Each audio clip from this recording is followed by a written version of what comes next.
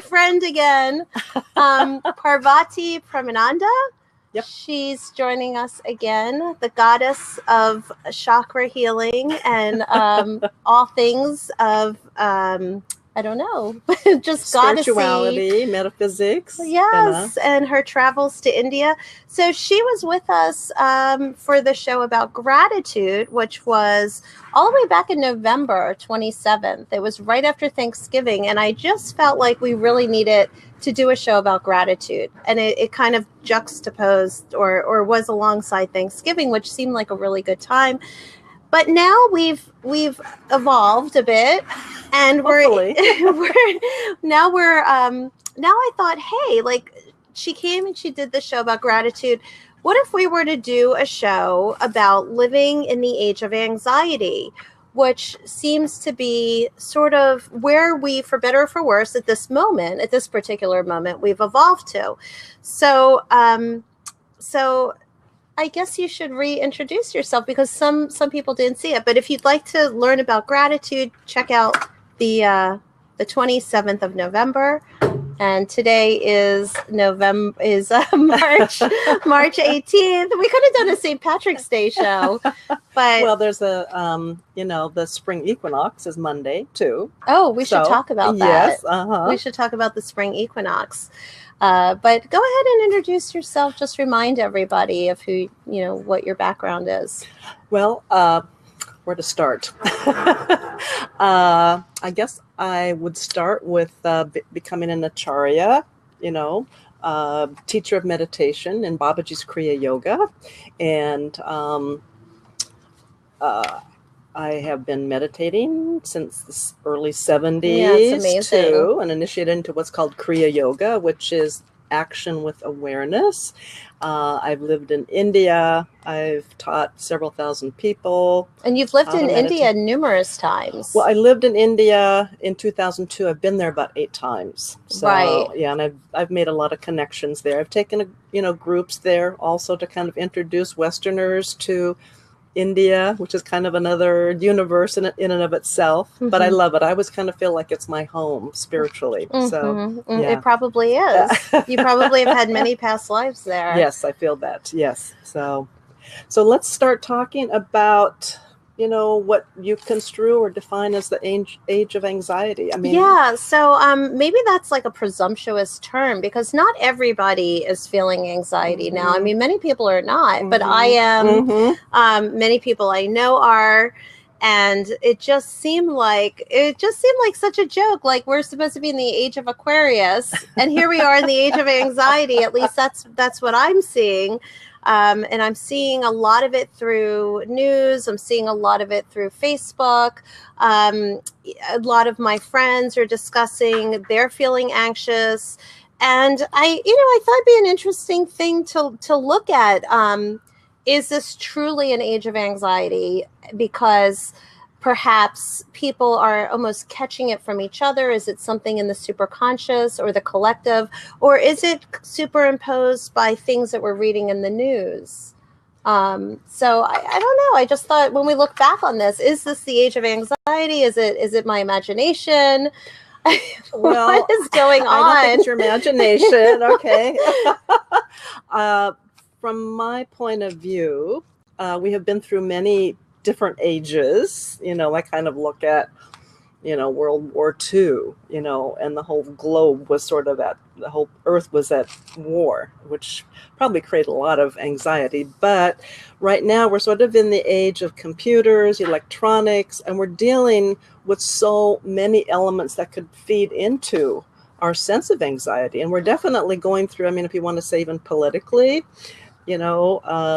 here in our country, we've been used to a very strong sense of what democracy is and what that means to our individual lives as well as humanity too. So I think we are kind of dealing with a lot of elements here which can feed that anxiety, which I kind of feel is based on fear of the unknown too. Yes. And so we can never really be assured of what's coming. I found this one quote that if you're in fear, or in anxiety, you've got a very good imagination. Because you're picturing all sorts of things. Exactly. Yes, exactly. And the what ifs. If we can, kind of retract ourselves from the what ifs or the future and be in the present. Right. We don't really have to experience anxiety.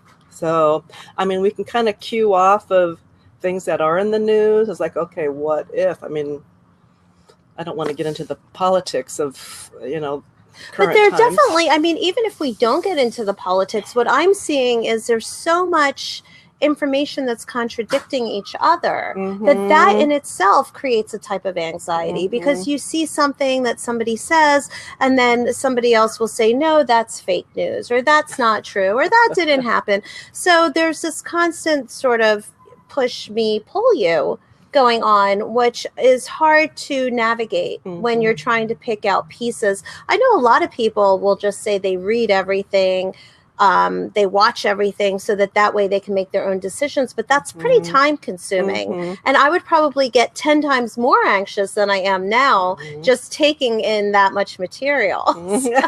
But you brought up something when you were talking about around the time of World War II. I mean, that was a really difficult time. And I guess every country was really, or most countries, I mean, much more than has ever been before.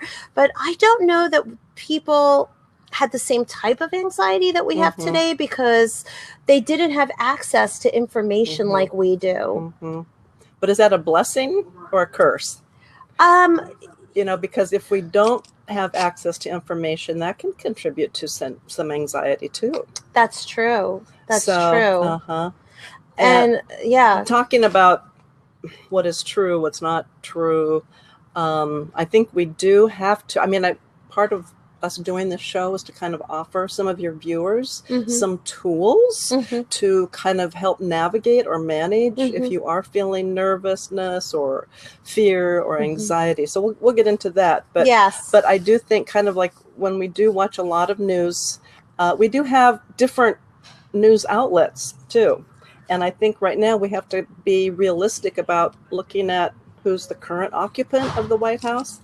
And there have been a lot of untruths. And in my research, a lot of the techniques that he uses are very similar to a lot of dictators. They do try to obfuscate. They do try to confuse people. So it's like, there've been actually a couple news shows that are saying, hey, what happens if we can't really trust the leadership? Right. And what if something really disastrous is about to happen? Can we trust that? Right. It's a little bit like the boy who cried wolf. Right. Exactly. Yeah. And, and that is true. But I mean, I don't want to alienate some people who really feel comfortable with the current administration. But I imagine that it still would be anxiety producing to have contradictory news all the time. Right. Yeah. It's like still, I mean, it's almost like you need tarot cards or something to say, oh, well, was this right? Or what this was said, is it true?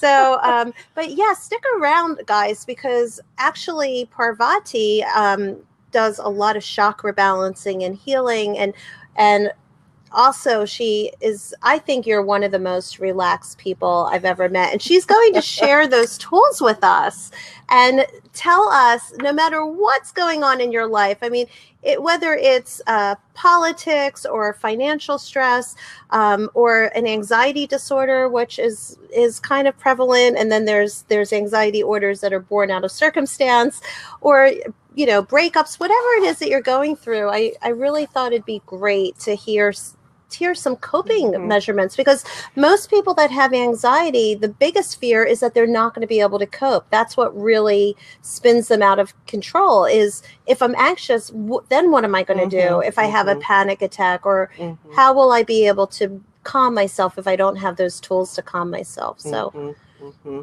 and I know when we were discussing what to bring up at this show, I was thinking, for me anyway, this is personal, we have to kind of look at the triune nature of who we are, which is the body, okay, the mind, Mm-hmm. and the spirit. Mm-hmm.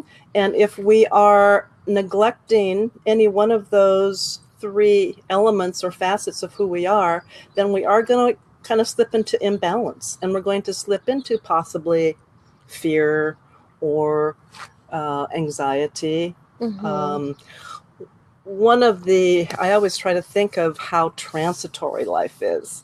And I mean, even looking at the physical body, every cell in our body transforms every 7 years. Yeah, that's amazing, isn't it? It is. It's like, how do we still look like the same person we did 14 years ago? Right, exactly. And a lot of us don't. Well, I mean, but more or less. Yeah, I know. But I mean, our internal organs, they regenerate every 7 years. And so that is kind of like a touchstone for me, that everything is transitory. Right, right. So, and it's like, what's going on today probably is going to be changing tomorrow, Mm-hmm. you know, in some way, shape, or form. But I want to kind of focus on just taking care of the body. Okay. Diet is so important. There's been so much research on, you know, how a good diet will affect your state of mind too, and feed your nervous system or undermine the condition of your nervous system too, which feeds the anxiety. Right. So I think it's very important to kind of focus on diet, do some research. I have been very focused on diet for many, many years. You've been a vegetarian for many, many years. Right, yeah. I've introduced some fish as I've gotten older. I've kind of need a little bit more heavier protein. Like once a month? Twice a month, actually. A little Twice salmon. Yeah, but now it's kind of like, okay, how much mercury is in that fish too? So, but do you ever miss meat? Like I don't know if I ever told you this, but I actually cut out meat for a brief period of time. I had a chiropractor that was really into like eating clean and sort of doing a detox. He took me off white sugar, caffeine, white flour, very good, and all animal products, including dairy. And I remember I started dreaming about eating chicken. I must have been like starving or something, because I remember one day having this dream that I was eating like this chicken salad sandwich. And it's probably grossing you out right now, and maybe some other people. But I was like, oh my God. And I woke up, I was like, I need to eat a chicken salad sandwich. So, well, I don't, you know, when you are changing your diet, nutritional, I would, you know, definitely go slowly too, because I say it does take a while for your body to adapt to new dietary, you know. So I know I started eating fish after many, many years of being a vegetarian. I was sitting there doing a meditation, and all of a sudden right here up in my third eye, my ajna chakra here, which is like your visualization center, I had a vision of a salmon fillet, and I literally started to salivate, and I thought, okay, I need to introduce some fish. So I actually went down to Whole Foods, bought a salmon fillet, ate it. It tasted really good. It digested really well. So your body was getting the message. Right, exactly. So but I did so much research on what goes into, you know, how our agricultural system is, you know, kind of filled with so many pesticides, and and the way they're raising cattle. I mean, I think at one point they were putting a lot of diethylstilbestrol. What is that? It's a hormone that makes the cattle fatten up faster. I'm familiar with that, but they don't call it by the full name. Right, they call DES. it DES, yeah. So that was one of the first reasons. It's like, oh my gosh, you know, we could be gaining weight by eating too much meat, or you know, we got rid of that, but they actually discovered that it caused birth defects too. So there were a lot of birth defects, you know, when they were using too much diethylstilbestrol. So so I kind of started from kind of a scientific point of view too, and read lots of nutrition books. So, but I really recommend, right now there's just so much great information out there on diet. And I just want to talk about your hair for a second, because one of the big fears I think that people have when they become vegetarian is that they're not going to get enough protein. Right. And your hair is made of protein. And it's interesting because here you are, a vegetarian again for how many years? Well, it actually started like in the early 70s. So it's been, a few decades. So a long time, and you have this luscious, goddessy, beautiful, healthy hair. Thank you. That does not look like you are in any way, shape, or form nutritionally lacking. Well, once again, I did research on that. Okay, there's a great author. She actually had a table how to combine beans and grains to form a complete amino acid, which is a protein. So like lentils and brown rice, if you combine that, you've got the full amino acid chain. Right. But I also supplement my diet with whey, which has a lot of protein, whey powder. So, and it really digests differently than milk or lactose too. Right. So I am careful. That's what I'm saying. It's like you really should do some research. Maybe if you're thinking about changing your diet, you know, speak to a nutritionist, you know, maybe, maybe get a saliva test, get a blood test to see what, you know, I mean, because there is the idea. I don't know what's your blood type. I'm sure B positive. Because I know that people that are O are supposed to actually, that's the hunter and gatherer's diet, or the warrior's diet. They tend to have more of an ancestral kind of blood type, and they're supposed to eat meat. So I don't know how much credence you put on that, but it is interesting. I have a question for you about if you remember, because you've been a vegetarian for a few decades, were you ever like a meat eater? And when you were, do you feel like your anxiety levels dropped off when you gave up meat? No, I kind of felt, well, actually I raised my two sons initially vegetarian. I mean, just to kind of give you a little insight, I didn't restrict their diet. I mean, if they wanted to eat hamburgers or whatever, we'll get you a hamburger. You know, it wasn't like, but not a hamburger from like a fast food place. Right. By the way, I am drinking coffee. Maybe that may not be the best to control anxiety. I know we're trying to figure out tools. We're starting with the very basics, body, food and caffeine, and then we will go to more metaphysical things. But as we live in this age of anxiety, which is full of Starbucks, every couple of streets, I don't even want to say every couple of like miles or it's almost like every couple of street lights, there's a Starbucks or a Pete's. A coffee bean. But do you drink coffee? I forgot that you drank coffee. Yes, I do. I get whole beans from Whole Foods, organic. And there is a difference with organic coffee. Yeah. But some of the research has shown too that coffee drinkers tend to be less depressed too. Well, because we're happy every day of our lives when we step into a Starbucks. You know, it's like exciting, right? And and then you get this lift, right? From it's a buzz. Yeah, so did you feel like you went through like a time where you? I mean, I don't know if you've ever been anxious, Parvati. You don't seem like you've ever dealt with any anxiety. Been anxious during the Great Recession, 2009, 2010. That was an anxiety-filled year, and I was like trying to pull out all of my tools, you know. So yeah. So that was a real challenging time. So what did you do during that anxious time? I started to do a lot more meditation. I increased my meditation time, increased my mantra time. There are mantras that you can recite, and mantra is a Sanskrit word meaning mind protector. Man comes from the Sanskrit word manas, and tra from the word to protect. Okay. So when you are reciting a mantra, you actually help to focus your mind on something more positive. And you can use all kinds of, you can use a term or a statement that you resonate with too. I have got so many mantras. I mean, part of my training was to initiate people into mantras, but there are mantras that they're Sanskritic mantras that you can use for wealth and prosperity. There are mantras that you can use for healing. Okay.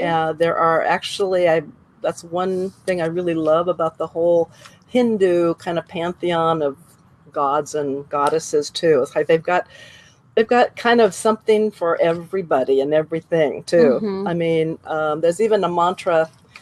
I mean, some of the history of India, there's so many kind of cycles that they have been aware of.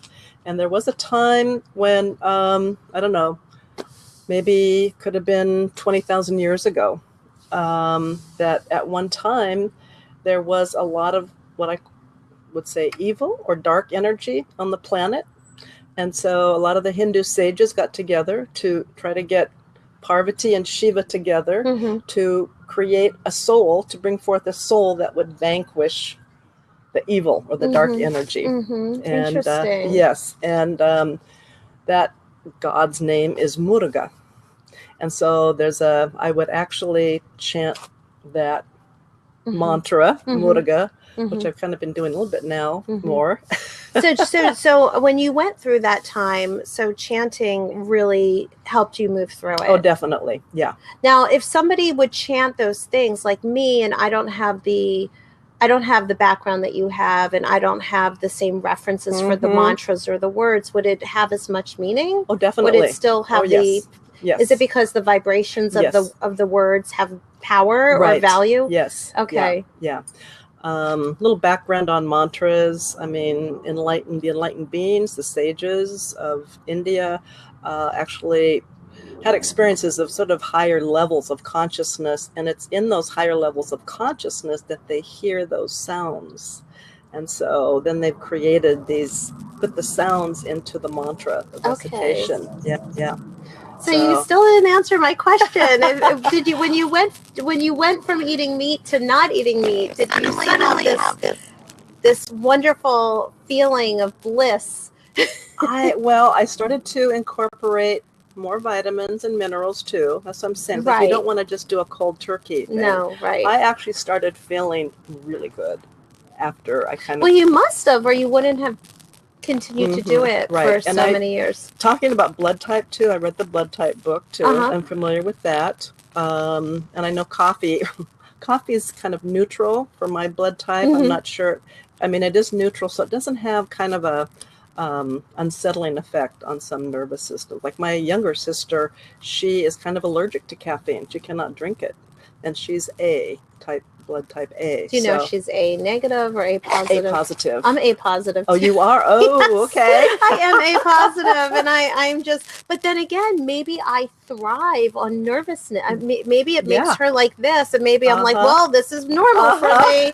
So maybe that's why Maybe that's why it doesn't. Yeah. Well, it's funny because it has coffee has this bitter taste. It doesn't even taste that great sometimes. I'm always trying to get extra soy milk in it because it's too bitter for me. But I do feel like it gets my brain going. If I'm going to do something like this, or if, Parvati and I work together and we do a lot of big events where we do a lot of readings for people. And when we have to be in that continuous high level stream of consciousness for 4 hours or sometimes longer, I feel like it just kind of gets my brain just, it puts me, it's probably not great, but it gets me on turbocharge. I think whatever you need, okay? I just don't want to have any lag time where I have to think. Right, and it just, all of a sudden my brain is firing at such a speed. But I do believe some of us probably have gotten used to nervousness or anxiety as a state of being. I'm wondering if that's one of the reasons I can't sit and meditate, because it feels so abnormal and awkward and foreign, and kind of it creates anxiety for me, because I'm like, how am I going to sit like this for any length of time?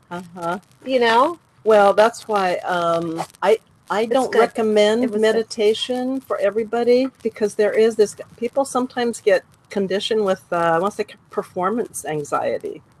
So it's like, okay, you sit down to meditate. It's like, okay, am I going to do this right? Am I going to feel relaxed? Your mind just goes a mile a minute.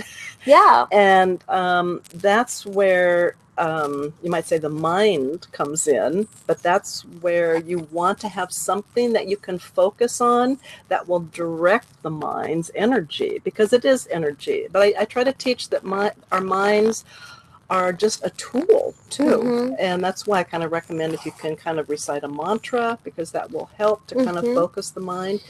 when you sit down to meditate, and it's kind of like just kind of going back to the body again, it's kind of like our breathing is also so important to kind of reduce anxiety.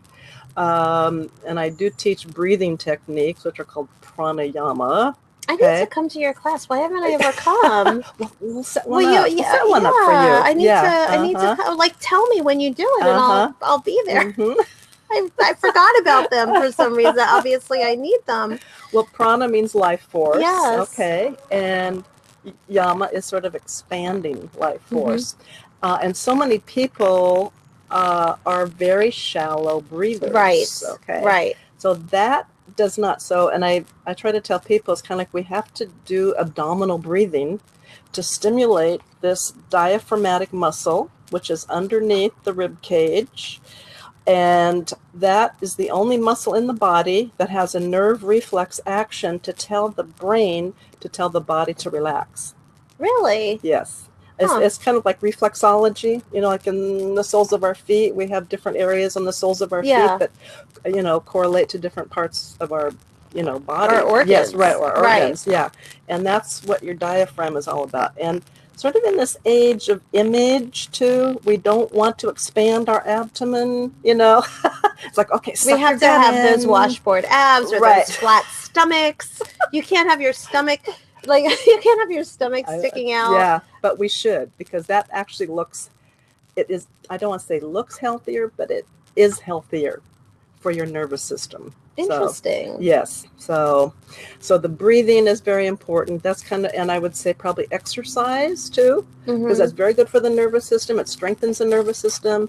It actually, our muscles that we use in exercise is definitely connected to our nervous system. So when we strengthen the muscles, we strengthen our nervous system, therefore kind of eliminating nervousness, anxiety too. So doing yoga is really good. You're stretching, you're squeezing those muscles, and that actually feeds the nervous system to make it stronger. And our nervous system is all connected to our mind. Right, our brain. Yeah, our and brains. The firing of those neurotransmitters. Right. So do you think, though, that we've truly, I don't know, that's just my opinion, that we're kind of living more in an age of anxiety with also, it's not just political, it's technological. Yes. It's that people are never unplugging. Yeah. And we seem to have gone from this to this. So it seems like our energy level has had to really be on steroids almost to deal with the constant flux of information. The minute, I hate to say this, but the minute I wake up, I'm checking my emails. I'm looking on my phone because I need to see what came in during the evening and what I need to get to. Okay, but is it a need? Is it truly a need? Or can you take 5 minutes in the morning? It's like, okay, so what is the best investment of your time? So I try to tell people, it's like if you take care of yourself, then you're probably going to have more energy, more focus, more balance to kind of deal with, what the world is requesting of us too. Well, it's funny that you say that because I am trying to say, okay, let me just take a shower first. Because I was getting to the point where I'd wake up, my eyes would open, and there would be like my phone where I'd be, because I would feel like I better answer this before I start my day. But now I've actually slowed that down. I'm thinking, let me just take a shower first, and when I come out, then I'll look at it. But there's no reason why I can't. I think what you're saying is maybe set the alarm, wake up a few minutes earlier, maybe do like a little meditate. Is that what you're going to recommend? Yeah, or even in the shower, In the shower. In the shower, just start doing like kind of a mantra, kind of like, I am peaceful, I'm healthy, and always do those statements or affirmations in the present. Don't say, I am going to be. Right. Because your thoughts have energy. Yes. And so the Buddhist said that you can look at your life today, which is a reflection of your thoughts of yesterday. Yes. So or the yesterday of maybe 5 years ago, or the yesterday of 10, depending on how long it took to manifest what we brought into the physical world. But or even as a child, I was talking the other day, and I just have to say this. When I was really little, I used to sit when, you know how you play make-believe. Oh, yes. I had this make-believe game that I would play when I didn't have anybody to play with, and I was in my room. There was a huge mirror on my wall with a vanity, like kind of like a children's. You have to picture children's furniture, but my bed was across from it, and on the wall there was this big mirror. And I used to sit on the edge of my bed, and I used to pretend I was talking to a camera. Oh, and here we are. Exactly. Manifesting. Now, exactly. I mean, that was like a few decades ago, right? But here I would sit and I would talk to the camera, and sometimes I would introduce like different products, or I would do like makeup, or I'd show putting on my makeup, but I'd be talking to somebody on the other side of my mirror as a demonstration. And it's just amazing to me. And I talked about this on 2 weekends ago when I did the show. I did like a little mini tarot class, and I talked a little bit about myself. And I said, wow, like this is how we manifest. That was a seed of a thought. That's exactly right. Decades ago. And it took a long time to bring it into fruition. It took the technology to catch up to my manifestation, but it happened. And it's kind of like I try to tell people, you know, when they're trying to discover purpose. I'm a transpersonal counselor too, so I do work with people in terms of like helping them kind of overcome some challenges they have. But I say, what did you do when you were a child? You know, that usually is kind of like a soul force that you have come in with. God, yes. I used to imagine that I was teaching. You know, I'd put my dolls up and I would teach, and it's like, oh, here I am teaching meditation. It's not in a formal, you know, public education sense, but it's like, wow. Right. So it's like, go back to that time. What really excited you? And mine was about communication. So it is really a direct correlation. It's sort of like when we're born, we know who we are, and then it plays out in our lives if we're lucky, I guess, because sometimes those things get unrealized too. But do you think we're living kind of in this age of anxiety? And you said something before the show started that I definitely want to share about why that might be. I thought you brought up a really good point. Do you remember what you said? Well, I kind of feel that we're almost kind of in a fast forward situation too. I mean, we're astrologers, we know astrology, and I kind of look at the astrological configuration going on, and there is kind of like a exponential increase of information, and I think really EMR that we get from our Wi-Fi's, electromagnetic radiation, is actually kind of doing something to our whole electromagnetic field. And I think, well, when you think about it, technology has its own electromagnetic state of being, exactly. And it is mixing with ours. And science has proven that we have that. Right, exactly. Yeah. So, so that's why you have to kind of do a little bit more research and to see what, I mean, I've actually researched EMR, like electromagnetic radiation, and it actually is very incoherent. It kind of goes all over the place, okay, when they've measured it. And so there are tools that you can buy to get the EMR coherent. So then it does not have as much of an impact on us. There's actually, I forgot to bring the website, but there are tools that will help you can put around your home. Your home? Okay. To get that EMR. Well, if somebody wanted to Google that, what would they look up? Like, even if you don't know the name of the company. Look at EMR coherent systems. Okay, so EMR coherent systems. Look it up, and you could do that. Okay, yeah. So I think we have. Okay, so thank you for sticking around. Don't forget to send hearts and thumbs up. But so I hope that people that have anxiety can have some of those tools, but we also we don't want to lose the time for you to do the chakra. Parvati was nice enough to come, and she's going to demonstrate some clearing of chakras on our production wizard who's here, and you'll get to meet him again. They've already met him, but they will meet him again. And also we have some really fun pictures that we were going to share. Maybe we can do that first. Should we share the pictures? Yeah. Okay, and then you can talk about them. So Parvati spent a lot of time in India, and I thought it was really cool to show a couple of them. So yeah, so I guess we'll. Hold up the picture. So I guess just hold up the picture that you want to show first. I think this one, this lovely group picture, we're going to cut to it and we're going to show the viewers. And why don't you talk about it real quick? It's on the they can see it. See? Okay. Oh, great. Okay, this is a picture of almost like a group. I've taken groups to India, and we had just finished. There's a temple in South India called Chidambaram, and Chidambaram is associated with the ether chakra. Okay. And there are 5 temples actually in India that correlate to each of the 5 chakras. And this one relates to the ether chakra. And the pujaris, or the priests there, will actually do these pujas, or kind of ceremonies. And after this one, you can tell we're all glowing. Supposedly we were cleared of 8,000 lives of karma. Wow. So, yeah. So that was a meaningful trip for you. Yes. Oh, yes, definitely. Yeah, they all have been. But this was fun because I took some good friends, and they got to experience the same thing that I've experienced too. So, and this group of pujaris, or priests, they have been priests since the 3rd century. Wow. Yeah. So it's a family. There's another picture, but we don't have it with us here. But it's a picture of you with there's like a glow. It was the second picture we were going to use, and there's like a glow to it.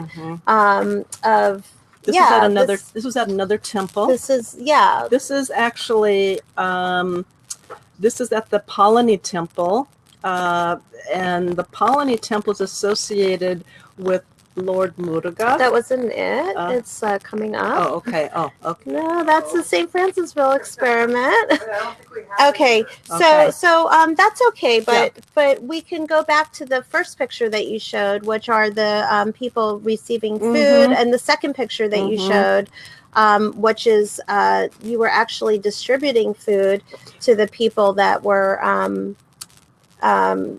they were actually taking the food in, which is really beautiful. I guess they're food insecure. Well, right. I mean, I did set up a feeding project in South India, and this is one of the pictures of the people who were, receiving our food donations too. So yeah, there are a lot of people. I mean, there's, over 1 billion people in India, and there is a food shortage for sure. And I actually had a dream about setting up that food project too. So called the Prashanti Project. And was that like a physical dream, or you have like a real vision? It was actually while I was asleep, and I woke up, and they said, you're going to start the the Prashanti program. And I didn't really know what Prashanti means. Shanti I know means peace. Right. And pra means great peace. And when I was at this location, one location in India, it said Prashanti,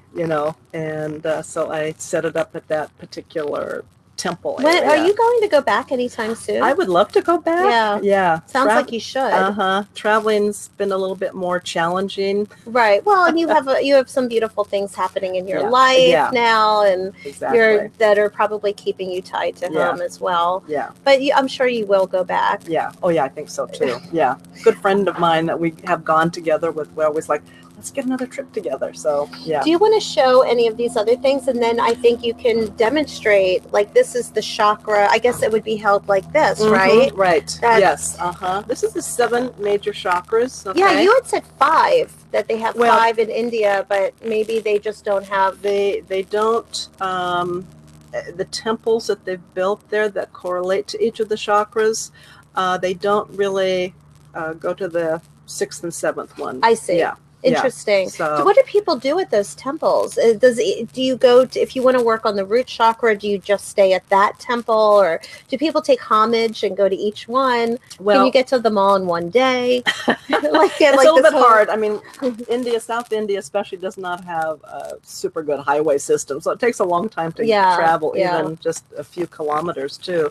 But we've been to this is the Earth chakra here at the bottom, which the is one. Yeah.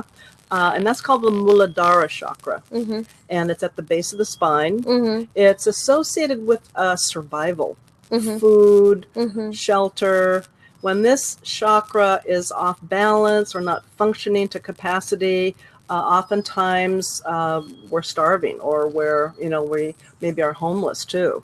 So that's what I've kind of always thought. It's like, why can't we introduce some of these things to, homeless situations? Maybe start working with them. We could. I mean, there's all sorts of measures in Los Angeles to try to help the homeless situation, and maybe they need I believe maybe they need a metaphysical component as well, and they could have some sort of guidance. Right. Yeah.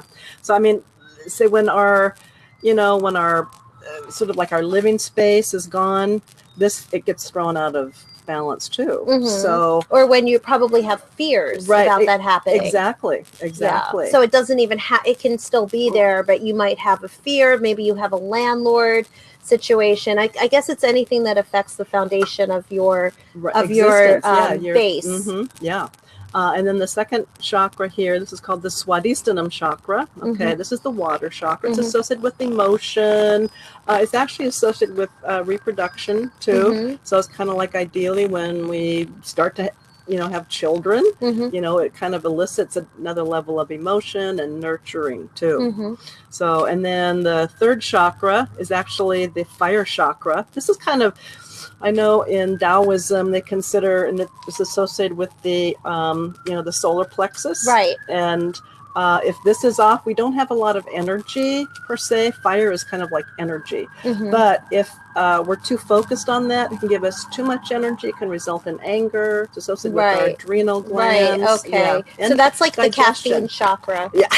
That's the one that I would just open up and I'd pour my Starbucks right in. Okay, good to know.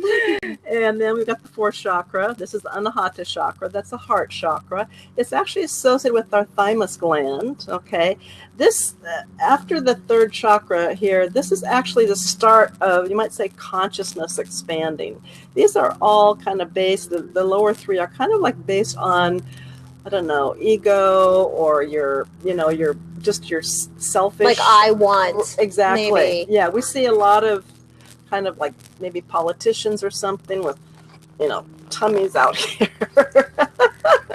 And it's all about just me. So, and then once your upper energy chakras moves up. Right. Yeah. Once your upper chakras start opening, then you start thinking of other people. It's like, wow, if you're not doing well, I feel your pain too.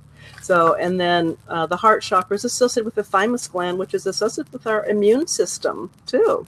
So when we're kind of giving, we actually kind of get back a little bit, and we feel healthier too. So, and this kind of reminds me of when you're on the plane. When you're on a plane, the one thing that they talk about very, very, they tell you on every flight that if you run out of oxygen in the cabin, there's those oxygen panels that drop. Always put one on you first before you handle your child, or because I guess that's true. And it pertains to this. You have to have your initial four base chakras kind of taken care of before you can move up and do what you're meant to do in the world. Right. Optimally running and in good shape. Yeah. So, and then the throat chakra, of course, is associated with our thyroid gland. Oftentimes a lot of women will have thyroid problems because they're not expressing their creativity, and that's what the throat chakra is all about, is creativity and manifestation. Could that also be if they're not like sticking up for themselves or speaking their truth? I know a lot of people truth. It seems to be more women than men, but maybe it's also men. There's fear around asking for what they need. Exactly. Yeah. So I could see where that would get clogged. I mean, just culturally, it's kind of like, look at, we still don't even have equal pay, so it's kind of like, and if women get a little bit too assertive or expressing what they want, it could be looked down upon. So there's probably a need to not speak out or speak up, So, and then of course the Ajna chakra, the third eye chakra, that's actually all about the kind of like visualization. We really need to kind of have a dream or a vision. We really need to have this kind of fully functioning too. So, and that's associated with the pineal gland. excuse me, the pituitary gland, I'm sorry. Yeah. And then this is the Sahasrara chakra, which is the crown chakra. And when this is fully open, that's kind of like when you see an enlightened being or something, they have got their crown chakra fully opened. And that really says you're connected to the universe, the divine. And to source. Exactly. That's why it's the sun. Right. Exactly. Now, I think it's so lovely that they have different shapes, they have different colors, and I guess that is actually... Oh, it's a frequency. It's a vibration. Okay. You know, red has a different frequency or energy than orange, and green has a different frequency than, you know, yellow. So, yes. So we just can't see the frequency waves coming. Like we can see sound waves that have frequencies, but we can't. Well, we can't see sound waves, but we've found a way to measure them. Right. Yes. Well, I worked with a metaphysical individual. He's written a lot of books, but he actually could see the chakras though. And that was because he said it's not a psychic phenomena. It's actually the how much light, incoming light that we are using on the rods and the cones in our eyes. And he could actually see, you know, on kind of like the etheric level, if your chakra was, you know, out of whack, a little messed up. That's so interesting. Before we go into, and I hope people stick around for the healing, because it'd be great if you can do that. But how long, I mean, when we're talking about if it is the age of anxiety that we're in, I mean, do you have any like gut feelings? Like how long do you think it will last, or why is it happening? Will it open its way to maybe a period of calm or a new renaissance? I mean, I feel like the time is definitely shifted. I just think sometimes when it's kind of like when we are stressed out, hopefully it will inspire us to dig deeper into like how to manage it too. I mean, I was kind of feeling that like maybe during the 70s, there was kind of like more interest in, you know, seeking a guru. There was. And even I noticed even in the 90s, like more people were open to spirituality and tarot, and everybody was so optimistic about the new millennium coming. But then look what happened at the age of computers, you know. I mean, I was thinking when I got my first computer, it was like 98, you know, all the .comers, you know. That was huge. Right. So, I mean, the electronic age, so we're going to have to kind of figure out what we want to do with that, and look at now some of the downsides of computers or the internet. I mean, we've got hacking and that's right. And like all sorts of weird things that can happen when people can get into your information. Right, exactly. And they can now. Right. So and the fact that it's hard to unplug. Yes. It's almost like the floodgates have opened. We've been overly saturated, and we don't know how to have a diet of moderation. Exactly. It's like the kid in the candy store.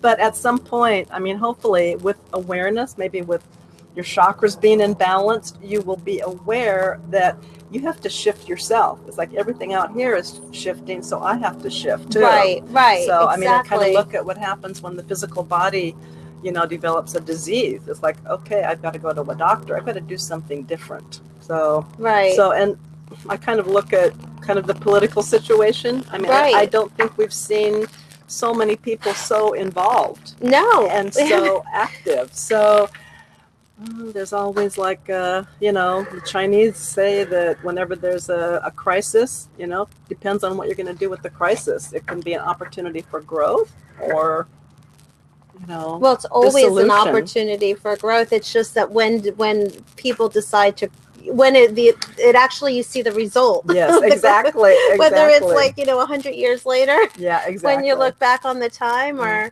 Well, that's kind of why I'm kind of encouraged though about what's going on, because with the computer, with the internet, we can research tools, you know, and I really encourage people to kind of be curious about things too, you know. Don't be fearful of change, kind of embrace change, because we are really all about change too. I mean, our bodies, the Well, environment. we are meant to evolve. Right. And yes. technology is not going away. Anxiety is not going away at the moment. Right. We do have a bit of a turbulent Mm-hmm. political Mhm. situation now where nobody Mhm. really can see what's happening. Mm-hmm. So yeah, I think I think since we can't change any of that, we have to change our reaction. Yes, exactly. Our responses to it. Yeah. Yeah. So, Um, and that, to me, that's exciting. You know, it can be exciting. So it's kind of like if you say, oh, okay, maybe I don't have to be anxious too. So, and start giving yourself positive thoughts, you know, start telling yourself, it's like, I'm going to, you know, I am not going to be a victim. I'm going to, you know, I mean, I've gotten even more, I was very politically involved when I was in college. I bet you were. I can imagine. And it's kind of like sometimes you can get into a, you know, kind of like a stagnation period. And I think in some ways we were kind of rolling along pretty well. I mean, you kind of look at the transition between W and Obama. There were so many people that came out. It's like Obama is going to represent hope and change. And it kind of stabilized some things, but I think we got a little complacent too. We got very complacent. Yeah. Yeah. So. Yeah, and yeah, it's interesting. There's I don't know, I think he was a quantum physicist. His name was Ira Progoff, and he actually came up with a model of dissipative structures. And he said things always have to collapse first before we can recreate and sort of like rise to another level. So I kind of feel like we are kind of in the, you know, kind of on the threshold of that. Things are collapsing, but that gives us more room to evolve in new ways too. Yeah. So. Yeah, well, that's certainly something is happening. Yeah. For sure. But I would recommend breathing. You know, if you can do that, you know, that deep abdominal breathing for just 5 minutes a day. You know, inhale, feel your belly, your abdomen expanding, you know, and then feel it fully, you know, contracting. Just that breathing will help calm your nervous system. Right. So I think a lot of the nervousness comes from people thinking they have to do something and there's nothing that they can do. Right. So you're saying by removing yourself from that, right, just for maybe an hour or a day. Not even that. I would say 15, 20 minutes twice a day, you know. And it will be enough. Right. Okay. And start creating a vision for yourself. And sometimes, I mean, as we were saying, it's like sometimes that manifestation process doesn't happen for 30, 40 years, you know. Right. Right. But don't be attached to when it's supposed to happen. Right. Exactly. So, but just keep that vision, you know, you know, keep it foremost in your consciousness. So do you want to do a healing? Yes. And hey, you guys, this is a really cool treat. We're going to run a little over today, but I thought this would be such an amazing thing to see live that that Parvati is going to do a chakra healing, and she's going to do it on. Do you want to introduce yourself? No, just peek in and say hi. Our production crew. There he is. So, but yeah. Try this soda bread. It's so good. Okay, so why don't you sit here, and then is that good? I can sit there. I guess you can. No, you can sit here. Yeah. What we're going to do is we're going to. Do you AG types eat bread? No, thank you. I'm going. Yeah, thank you. Listen out. Maybe I will after we wrap it up. Is that okay if I move that? Sure. Okay, Yeah. this is cool. Okay, so we're going to check Eric's chakras. Can I be Madison really fast? We are so excited to have Eric here for the show. Okay. We are. We couldn't do without you, Eric. Literally. You know, that's true. Okay. Okay, so what I do when I check chakras is this is the pendulum. Okay, that sort of gives us the feedback of what's going on here. So what I'm going to have you do is place your left index finger on the first chakra here. Okay, and so we're going to get a pendulum reading here. Can I ask you questions while you're doing it? Okay. What is the reason for getting the pendulum reading? This is like an energy reading. radionics here. Okay, so your first chakra is in good shape because we're getting a strong yes here. Okay, that's what that means. Okay, now let's check out your second chakra. Okay, this is kind of like your emotional chakra here, water chakra. Ooh. You are in good shape there too. All right. You're doing something right. That second chakra gets a lot of use. I think this is going to be an example of somebody with good chakras. Okay. It's early. Yeah, if I'd get the same reading late at night though too. So okay, no, I mean it's early in the reading. Oh, early in the reading. Okay.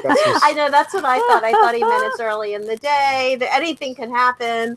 Okay, your fire chakra is in good shape too. You got plenty of energy, and we needed it for you to kind of put all the technology together. Definitely. Okay, here's the heart chakra. Let's see your thymus and your immune system. So by here. him touching the picture that resonates with the chakra, that aligns. That is the connecting point. Right. And you're able to kind of feel the energy Make coming it off spin of faster. him. Okay, so now have you been feeling a little under the weather lately? No, I have a little bit of a sore neck. Okay. And my ears ring from the music at work. Okay. So are you doing something that you really love to do right now? Because this is like important. this very moment? Sort of. It's actually kind of fun.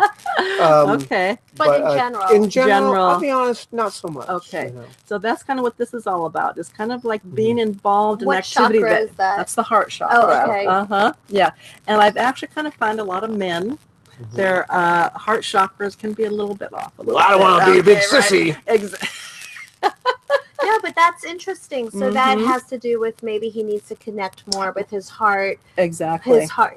What do they Kind say? Like your heart's compassion. desire. Yes, exactly. Right. And being involved in a creative pursuit, because that actually opens a heart chakra. You know, when we listen to music or okay.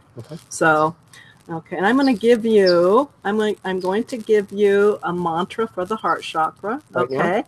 In a minute here. Okay. So, and then if you recite that just for 5 minutes a day, it'll actually start to energize that. Okay. And it will actually inspire you to say, oh, I want to pick up my guitar. Oh, I want to, so. Okay. Whatever it is that would be his heart's desire. Right. Exactly. Yeah. Yes. Okay. So this is now your creative manifestation. Chakra, Okay. I have an interesting story about that. Okay. It's a little weak, but it's still, I could give you another, Another mantra.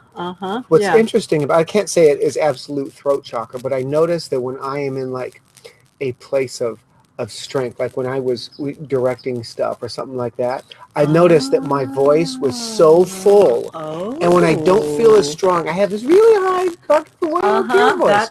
And it's like right now, it's like sort of like right in the middle. But like, people have noticed that my voice is totally different in totally different situations. I don't know anyone else who has that. I imagine there's a lot of people, but that does happen with me. That when I'm in a feeling of strength, my voice has a real nice resonation. Otherwise, it's a little wispy. So what situations kind of you are in that kind of empowered when place? I'm in sort of like a place of like directing. Okay. So like when I've like directed projects, productions.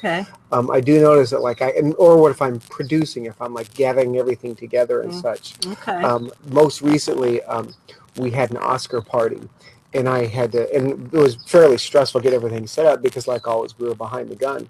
But when the party got going and such, and it turned out to be a really nice party, it's like I really felt like when I was speaking, it's like, and I was talking to a friend of ours who is an actor and a fairly successful one, and he was kind of, hoarding the remote control. And, but like I made a joke to him, but I felt like there was like this power in my voice and strength, and it's like communication is really strong. Communication and manifestation, creative manifestation. Yeah. People who write books, I mean, even like you look at actors too. I mean, sure, gravitas. Yeah, they have it. Right, exactly. So we need to dub you Director mantra. Eric here. Yeah. Okay, so this is like your third eye, your Ajna chakra, and it's all about envisioning your future, envisioning your goals, really feeling those goals coming into every cell of your being. Right. Okay. A quick question as you continue with this. okay, I know it's not a binary thing where it's on or it's off, because you were saying how my throat chakra was a little bit, but could be a little bit stronger. But is it almost like a switch though, that it can turn on and off, or is it like really like a slow development and not slow development process? It's almost like weightlifting a little bit. Okay. So it's kind of like developing a muscle. Right. Exactly. Yeah.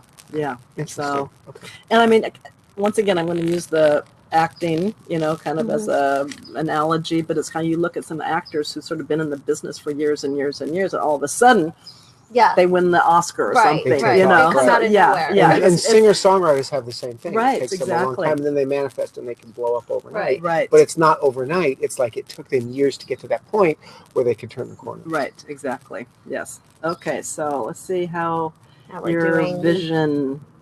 Is that the third eye? Yep. And intuition. Very good. I always feel this should be pretty good. Yeah. That's very strong. I had a good idea I'd be good on the show. So. That is your intuition and your ajna chakra at work there. Okay, here we go. Okay, and then this one I'm very curious about. Okay, yeah, this is like the higher consciousness. Yeah, it's all in here. A little off there. Yeah. Does that mean he needs to work on his connection with the divine, a little bit more? And I would say kind of faith even, it's like your faith is going to kind of be the sail that you're going to kind of overcome. Well, in regards to this show, what I notice is that like when I think about when anxiety is prevalent in my life, it's like it usually shows up in two or three scenarios. One is when it's like, getting from this place to that place. It's like there's this anxiety, like what if it doesn't happen? And it's like you can have faith, but sometimes in the moment when it's like the chips are down, that kind of wanes a little bit, The other is when like the process of learning something, which is essentially growth, it's like when I'm learning, it's like, oh, how am I going to learn all this? It's like, or how much is there to learn? Oh, there's so many different choices. You feel that sense of anxiety. And one other that I totally forgot. But anyway, so those two things, and it really belies a lack of faith in some ways. Yeah. Whereas you kind of look at, some of the people I've worked with, one of my yoga students, he actually was like one of the wealthiest men in America in the 50s. He was kind of one of those people that started out in the mailroom, made his way up to CEO. But it's like, he was amazing because he would create a treasure map, how he would do it. And it's kind of like there was no doubt. He would just go for it. So, and I would say kind of like, okay, I think it's important to have a little anxiety, but it's like, hey, I can learn this. Well, as somebody who has spent a lot of her life with anxiety and maybe hasn't embraced it as much as I have now, I realize that I'm moving forward. The anxiety seems to propel me. Right. Because I feel so anxious not doing something that the only cure for it is actually doing it. Yes. Yeah. But that's why I wanted to talk to the viewers about if you're feeling this way politically, because you can't really change it. That's a different type of anxiety. But there is constructive anxiety. Oh, yeah. Yeah. It can be kind of something that will compel you or impel you or inspire you to move. I just kind of look at all the marches we've had and protests, and it is. It's so, yeah. It gets things But as long as you don't let that anxiety immobilize you, right? So what are I'm gonna give you your mantras here. So we're looking at literally you're giving me. Yeah. Okay, here you go, Parvati. Okay, stick around, guys, but because if you guys want to hear this, like it's Saturday afternoon. What else are you gonna do? Seriously. Check your chakras, and if they're off, you're gonna get a mantra here. This is a good question. If they want to check their own chakras, can they do a similar process themselves by holding it, or do they have to have hundreds of years of experience and 8,000 lifetimes the way you do? Your thoughts can affect it. So I would have somebody else, have a good friend. Right. You can use like a necklace or something with a crystal on it or something. Didn't you have somebody on your show that actually made a pendulum on the air? He's being funny. He actually came on and he demonstrated how to make one. A paper clips with a binder clip at the bottom makes a great pendulum. It's the most amazing pendulum. Well, not the most, but it is excellent. This is kind of like a genuine pendulum here. It's kind of like mine was genuine too. Just saying. So you had 7 chakras ready, 7 mantras ready, just in case we were all off. Right, or not all off. I knew you guys wouldn't be all off. Well, you never know. We're all, Okay, so your air chakra, the heart chakra, was a little off, right? Okay, so the syllable or the sound is yum.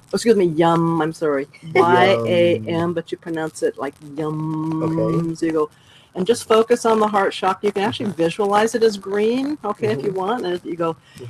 Yum yum yum yum yum yum yum yum yum yum yum yum yum. See, that would like a lower chakra from eating. Would be very yum yum yum. Exactly.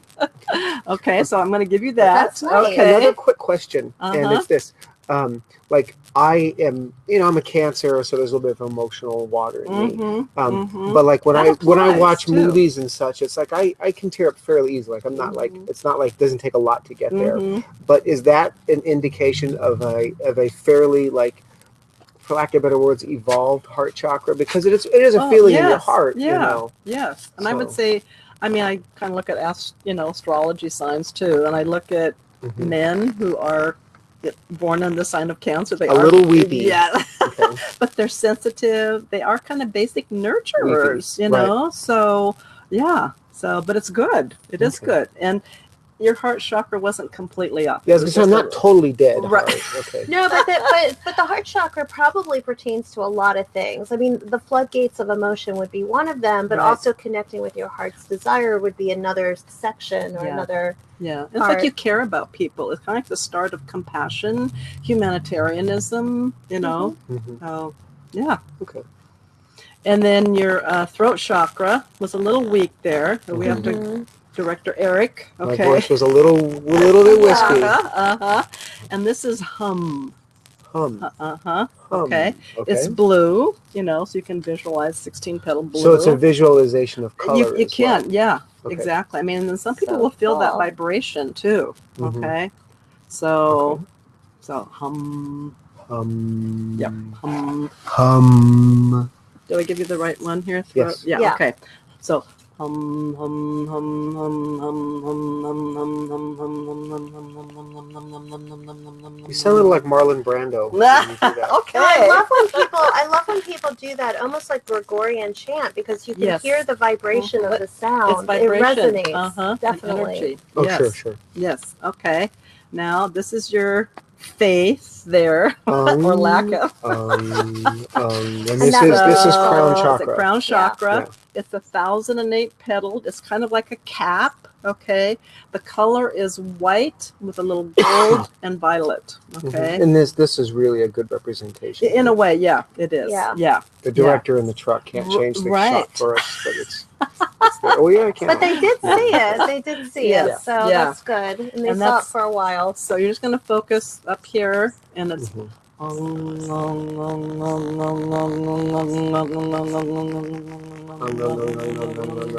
bit of a hard sound to me, I think. So it is. So it's a matter of visualization of the color as well as the location, sort of.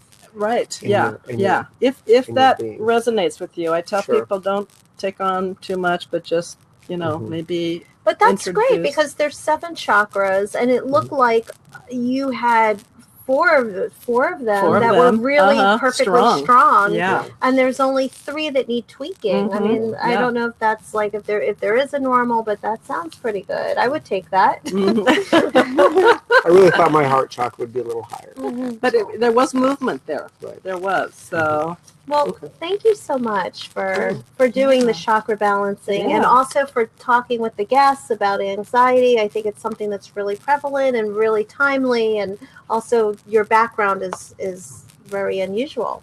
So thank you for seriously. Thank you. Well, thank you for inviting me on. It's always fun. It's fun being with you thank too. You, Parvati. Yes. I'm the host. I'm the host now. This is the host chair. I'd like to thank all of our guests.